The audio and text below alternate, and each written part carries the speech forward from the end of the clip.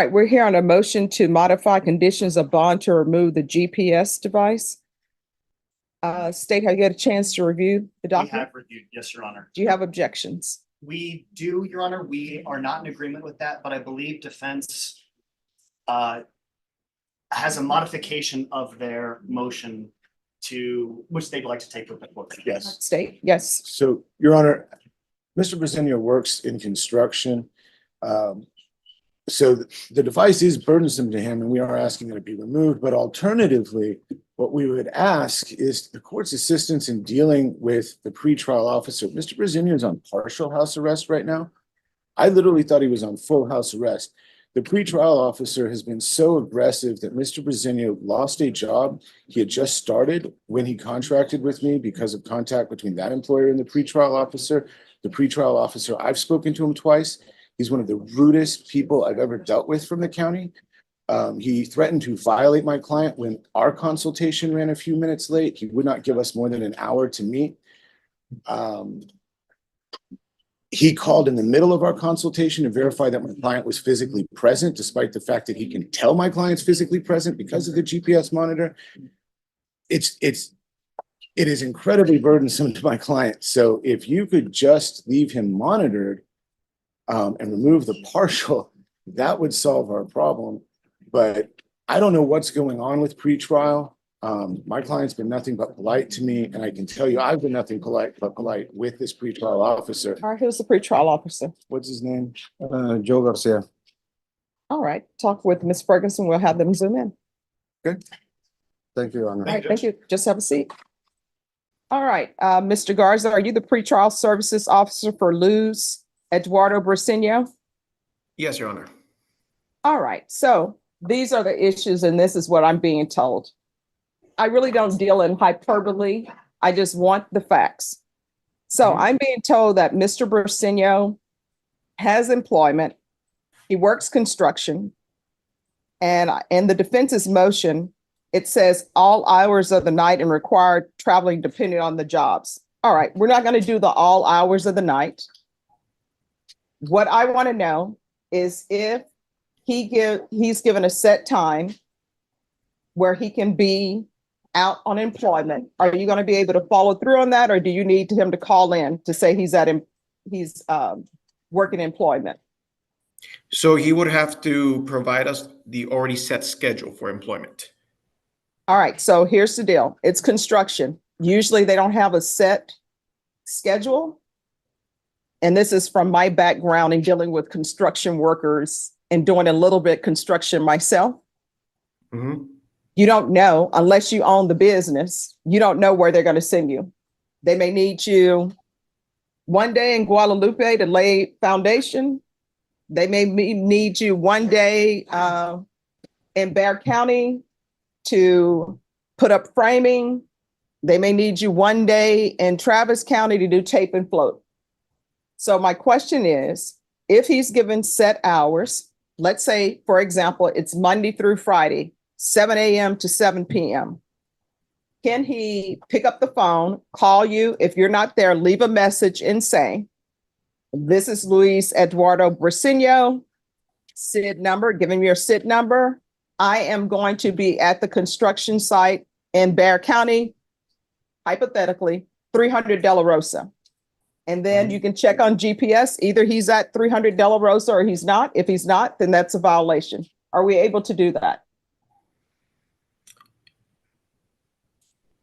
Honestly, with that, I would have to staff it with my supervisor because I cannot really say. All If right, the situation comes to, then, and if my supervisor agrees to it, then yes. Okay. All right. Just a moment. Can you raise your right hand? Do you solemnly swear or affirm the testimony you give would be the truth, and nothing but the truth, so help you God? Yes, Your Honor. All right. You can lower your hand. State your name for the record. State your name for the record. Oh, Luz Eduardo Bresenio. All right. What is your work schedule? 7 to 5 or 6. It depends. 12 hours. So you're saying 7 a.m. to 5 p.m.? Yes, ma'am. What days? Monday through Friday, Saturday, overtime. And it's the one I had, it was overnight. There's gonna be night shift, so from 6 to 6 in the morning. All right, this is what we're going to do. I'm going to allow him to work because he's already allowed to work because he's on partial. He's going to be allowed to work from Monday through Friday, 7 a.m. to 5 p.m. You should have some idea if they're going to want you to work the graveyard shift. You should know that. I know that much about construction. Yes, Your Honor. If he's going to work the graveyard shift, then counsel, you'll have to send notice to the court that he's working the graveyard shift in the terms of a motion. Okay. I will sign it. And then you pick up the phone, you're going to call your pretrial services officer, and you're going to say, again, this is Luz Brasenio, SID number. I am working at construction site at 300 De La Rosa. You understand? Yes, Your Honor. And guess what? If nobody answers, usually a recording will come on. Leave a message. I know sometimes it gets frustrating for people. You don't want to leave a message, but guess what? If you don't leave a message, you didn't call. Do you understand? Yes, Your Honor. Is everybody on the same page? Yes, Your Honor, but may I be heard briefly? Sure. Judge, this pretrial services officer is the only pretrial services officer who has ever called me to verify that my client was physically present for a consultation that my client had approval to be at. He gave us a hard time because we ran a few minutes late. That was my fault. I have an email here where my client asked to go do laundry and go to the HEB a day ahead of time. And the only response from this pretrial services officer was an email back that just said denied. All right. So here's the Restriction's thing. been extremely difficult. So we just asked it Well, to be removed from the partial. No. I should also tell the court, this is not a family violence case. It's going to be transferred back to CTD. Okay. No, this is what we're doing. What we are doing is exactly what I said we're doing. He's on partial for work only. If he wants to go do his laundry, if he wants to go to HEB, then that's a motion for another day. We are just partial employment. And this is the court's ruling. Monday through Friday, 7 a.m. to 5 p.m. Understand? Yes, Your Honor. If it's going to be overnight, you need to let them know, and counsel, you need to file a motion. That's where we are. How about if it's on weekends and how? You need file a to, motion. you need to file, he'll have to file a motion, and you should know about that before the weekend comes. Yeah. And again, you need to pick up the phone, leave a message, and say, this is the location. All right? We're all adults here. Yes, Your Honor. Everybody treats everybody with respect.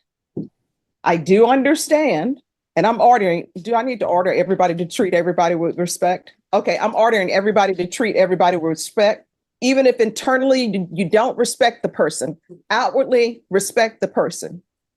So if you are going to be late, pick up the phone, leave a message with Mr. Garza.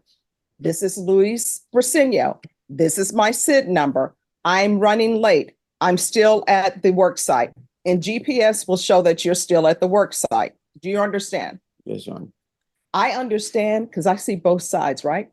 I understand he's calling, verifying you that you're still at your attorney's office. So this was 30 minutes in, Judge. Here's the thing.